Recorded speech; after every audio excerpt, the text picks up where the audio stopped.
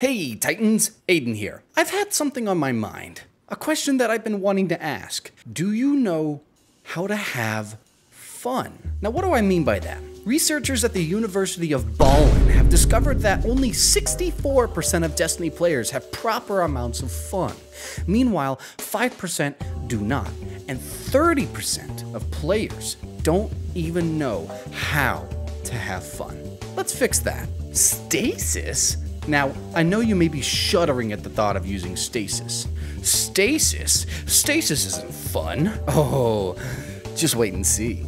You'll be having fun while also feeling like a juggernaut, leaving nothing but a blizzard behind you. So let's begin. Selecting stasis, the only thing you need to specifically select is the glacier grenade, so you can start a chain of endless ice explosions. Moving on to aspects, we will run with Tectonic Harvest, where shattering stasis crystals create a stasis shard that grants melee energy to both you and your allies. Your friends may not say it, but they really like it when you run stasis because of all the stasis shards you'll make, whether they say thank you or not. Moving on to Diamond Lance, where getting stasis ability or weapon kills spawn, well, a Diamond Lance. Use this anytime you can to freeze a large group of enemies, especially with the slam attack. Really channel your inner ice behemoth with this slam. Moving on to fragments, we will start with Whisper of Conduction, where stasis shards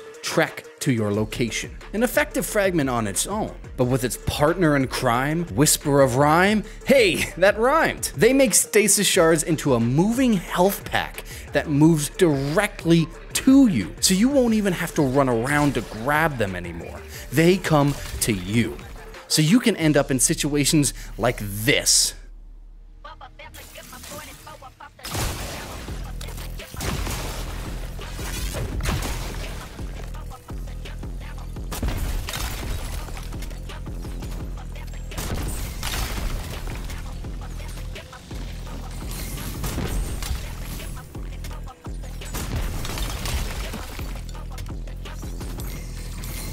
Absolutely gorgeous. Moving on to Whisper of Chains, where standing next to frozen targets or friendly stasis crystals make you take reduced damage from targets. Next is Whisper of Fissures, where it increases the damage and size of the stasis crystal explosion and frozen target explosions. This helps especially in those scenarios where you chain freeze targets and want to deal extra super damage with Glacial Quake. Finally, we end up on Whisper of Shards, where shattering a stasis crystal boosts grenade recharge rate and shattering multiple increases its duration. All of these fragments together let you be as aggressive as you want in combat.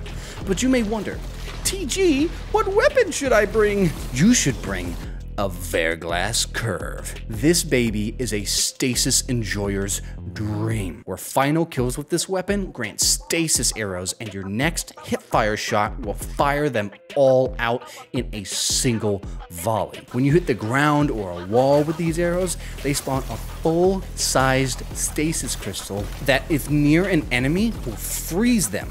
Hitting them directly with the bow, though, will not do any extra damage, even if you hit all 5 stasis arrows on an enemy. It just freezes them, and you lose out on the stasis crystal shatter damage if you hit enemies directly. So aim for the ground around them instead of directly at them, and boom! Get several stasis shatters that will decimate a group of enemies. Also, these stasis crystals also spawn stasis shards, so you are basically shooting explosive arrows that heal you when they blow up. This bow plays so differently from what I'm used to, and I love it.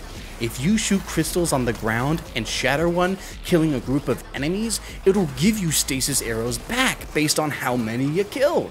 So when you get the stasis chain going, as long as you have 1 arrow and a group of enemies, you can get 5 arrows back in 1 shot.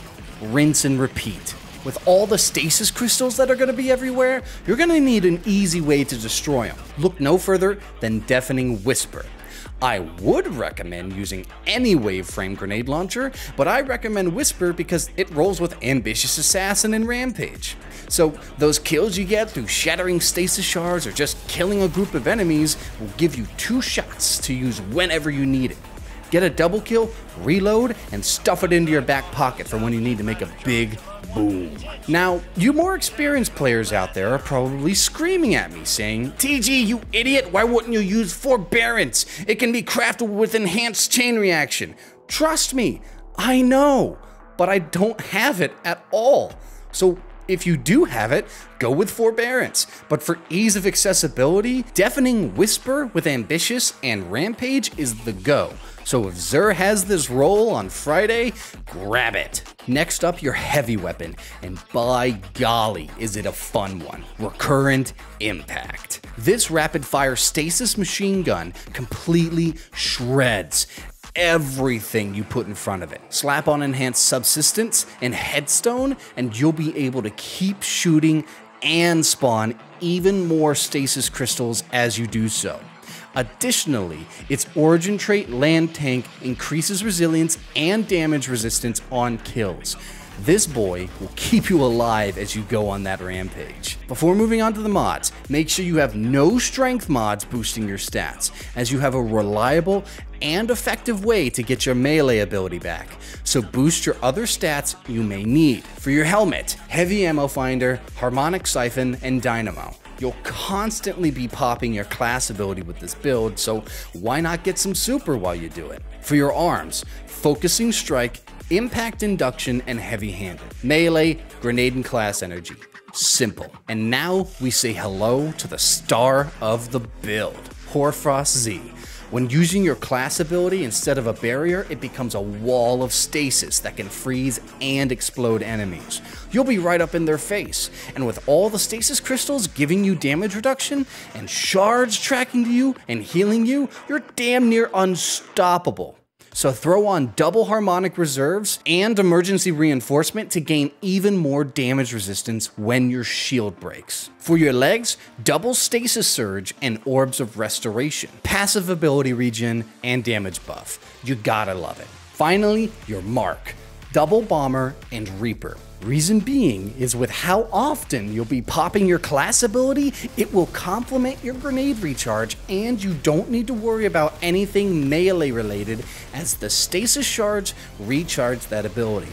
And why not have another way to spawn orbs? In the end, the Stasis Blizzard build is when you give a tank a riot shield and pump it full of adrenaline and grenades. But with most things in life, they aren't perfect. So let's move on to the pros and cons of the Stasis Blizzard build. Pros: incredible survivability. It has resistance and healing, and the shards, they track right to you, and they're just everywhere. Your grenade, your class ability, your machine gun with headstone, and your super, and your Fairglass Curve. Like, so many ways you're going to have tracking health packs that give you an overshield when you're at full health, and recharge your melee ability. It's nuts. Like, with them everywhere, you're going to be taking so little damage that it's like you got tapped on the shoulder and all you have to do is turn and see what they want. Next, you have many different ways to freeze and stun targets. You basically turn into Mr. Freeze. Almost every way you're going to be freezing an enemy, whether you hit them directly or you hit near them. They're gonna freeze and they're gonna explode. Your fire team is going to benefit from your stasis shards, whether they notice it or not. Their melee recharge is going to be perfect. They're going to have their melee abilities back so quickly that they won't even know why. You're the one that gave them that cracked melee recharge ability. So if they don't say thank you, know that they really do appreciate it. It has huge burst damage, not just to bosses, but to general groups, champions. Anything you throw those stasis crystals at are going to go boom. Bye-bye. There's not going to be much left of any enemies you throw a stasis bomb at, which then, that bomb don't hurt you, it heals you. It has fast ability recharge, pretty obvious from the stasis crystals. You're going to be able to fly across the map and punch the nearest dreg in the face, and they're going to just be scared seeing a 6-foot tank flying at them. So have fun with that. Speaking of, it is fun. It's a really different way to play Stasis.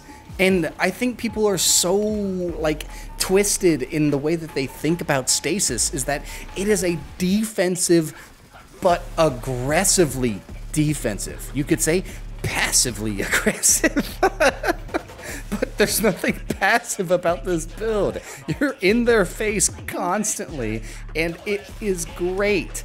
It's just, it's not even mindless, because you have to remember that you have so many different avenues to throw stasis shards out there. Please, just have fun with this build. Now moving on to the cons. It is a close and medium range effective build, meaning it's not good for long range, but then again, it has its role as an in-your-face burst damage build. So I will say it is weak at long range, but it's not built for that. So it's like, what are you gonna do? This build has very low lows, as in it's volatile. When you don't have any of your abilities, you use them up and you weren't able to recharge in the very odd off moment, you aren't breaking your own crystals and you are just not able to recharge your abilities, you feel kind of vulnerable because you don't have all that damage reduction and healing and ability regeneration. When you're all out, it's like you're out of gas and you need to wait, you refill, and then you're good to go. This build is not good DPS, it is good total damage. So if you're looking for high DPS, this is not your build, bud. I'm sorry, but this build is good for burst damage and burst damage only. Good lord, if you have a long damage window, your team is gonna look at you funny because you didn't do as good. But for short damage windows, you're the king. In the end, the Blizzard build gets a cool 7 out of 10 and is a fun way to aggressively use stasis, with many benefits to its survivability, ability regeneration, resistances, and healing. You'll breeze through lower end content and challenging content with ease. So thank you so much for watching, and for more builds, subscribe, and I'll be sure to post more. Make sure to vote in my polls for the next build you would like to see. So once again, thank you for watching, and I'll see you later.